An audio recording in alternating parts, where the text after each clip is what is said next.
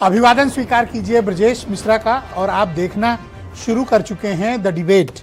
बहनों भाइयों, हर कोई, चाहे गली हो, मोहल्ला हो, बड़े शहर हो, देश हो, दुनिया हो, हर व्यक्ति केवल एक सवाल पूछ रहा है, अमेरिका के राष्ट्रपति डोनाल्ड ट्रंप आखिर क्या चाहते हैं? वो कैसी दुनिया चाहते हैं? वो कैसी व्यवस्था चाहते हैं? और वो कैसा वर्ल्ड ऑर्डर चाहते हैं? जिस तरह के वो फैसले कर रहे हैं और जिस तरह के काम कर रहे हैं, उसको लेकर दुनिया भर में आलोचनाएं भी हो रही हैं। लेकिन अमेरिका में एक बड़ा वर्ग है जो डोनाल्ड ट्रंप का बड़ा कट्टर समर्थक है और उनके पॉलिसीज़ का, उनके काम का और उनके फैसलों के पीछे खड़ा है। तो अगर अमेरिका के राष्ट्रपति ट्रंप जैसे विचार के लोग होंगे तो दुनिया कैसी होगी? आज हम इस बारे में चर्चा करेंगे। बहनों भाइयों, बहुत से लोगों को लगता था कि डोनाल्ड ट्रंप डोमेस्टिक अफेयर्स में फंस जाएंगे या डेमोक्रेट्स उनको घेरने में कामयाब होंगे, लेकिन सभी बंधनों को तोड़कर डोनाल्ड ट्रंप अमेरिका के राष्ट्रपति भी बने और साल भर के भीतर वो जिस तरह के फैसले कर रहे हैं, पूरी दुनिया उसको देखकर या तो हैरान है या स्तब्ध है। बहनों भाइयों, दुनिया में डिप्लोमेसी के नियम बदल गए। दुनिया में डोनाल्ड ट्रंप के राष्ट्रपति बनने के बाद डिप्लोमेसी की लैंग्वेज बदल गई, भाषा बदल गई, विचार बदल गए, अलायंसेस बदल गए, नेतृत्व बदल गए। जिस डिप्लोमेसी को बहुत ही सोफिस्टिकेटेड तरीके से, बहुत ही केयरफुल हैंडल किया जाता था, डिप्लोमेसी बहुत फ्रेजाइल होती है, उसको बहुत संभाल कर इस्तेमाल किया जाता है, उसके लिए बड़ी चुनिंदा भाषा, शब्दों का इस्तेमाल होता है, लेकिन और उसके लिए मल्टी लेयर चैनल्स का इस्तेमाल किया जाता है। लेकिन डोनाल्ड ट्रंप ने सभी तरह की ब्यूरोक्रेसी और डिप्लोमेसी को ख़त्म कर दिया है। वो खुद टेलीविज़न कैमरों के सामने नामुदार होते हैं और कुछ भी बोल देते हैं। पहले हर विषय को एड्रेस करने का एक लेयरिंग सिस्टम था कि जॉइंट सेक्रेटरी बोलेगा, डिपार्टमेंट का हेड बोलेगा, फॉरेन सेक्रेटरी बोलेगा, फॉरेन मिनिस्टर बोलेगा, वाइस प्रेसिडेंट बोलेंगे, देन राष्ट्रपति बोलेंगे। लेकिन बहनों भाइयों, नियम बदल चुके हैं। अब सब खत्म, सिर्फ एक व्यक्ति, और वो कुछ भी सोच सकते हैं, कुछ भी कर सकते हैं। क्या अब के पहले कोई ऐसे अमेरिका की कल्पना दुनिया ने की होगी कि किसी दूसरे देश के राष्ट्रपति को रात पे सोते समय उसके घर से घसीट कर उठा ले जाया जाए? कभी आपने सुना होगा कि वर्ल्ड वॉर सेकंड के पश्चात जिस यूरोप ने अपनी सुरक्षा का पूरा जिम्मा नेटो अलायंस, जिसका नेतृत्व अमेरिका कर रहा था, उसको दिया हो? आज उसी नाटो की जमीन को कब्जा करने का ऐलान अमेरिका के राष्ट्रपति करते हैं। ग्रीनलैंड। पूरा यूरोप असहाय है, बेबस है और कुछ न कर पाने की हैसियत में। इतना लाचार यूरोप मैंने अपने जीवन में नहीं देखा। जिसको सुरक्षा का जिम्मा था, वही अब उनकी जमीन को कब्जा करने की बात कर रहा है। बहनों भाइयों, लोग कहते हैं कि मिलिट्री रखना क्यों जरूरी है? इसीलिए जरूरी है। यूरोप के देशों ने एकीकरण के पश्चात, NATO alliance world war second के गठन के पश्चात अपनी फौजें कम कर ली, आयुध के सामान कम कर लिए, मिलिट्री इक्विपमेंट्स खत्म कर लिए और सुरक्षा का अधिकांश भार सभी सदस्य देशों के साथ अमेरिका पर आ गया, इंग्लैंड पर आ गया। और आज वो क्या कर रहे हैं?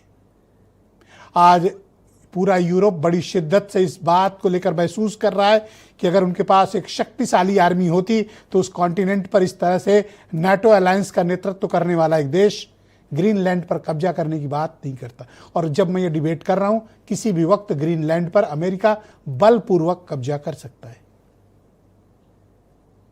यूरोप रूस और अमेरिका के बीच है। इधर से अमेरिका मार रहा है, उधर से रूस चढ़ा आ रहा है और उनके पास अपनी आर्मी नहीं है।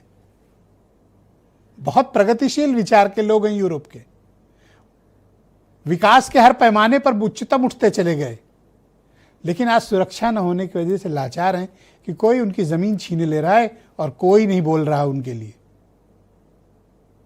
इसलिए आर्मी होना, सशक्त होना जरूरी है, क्योंकि अगर आपके पास शक्ति है तो कभी आपका शोषण नहीं होगा। लेकिन बहनों, भाइयों, एक बात और भी है।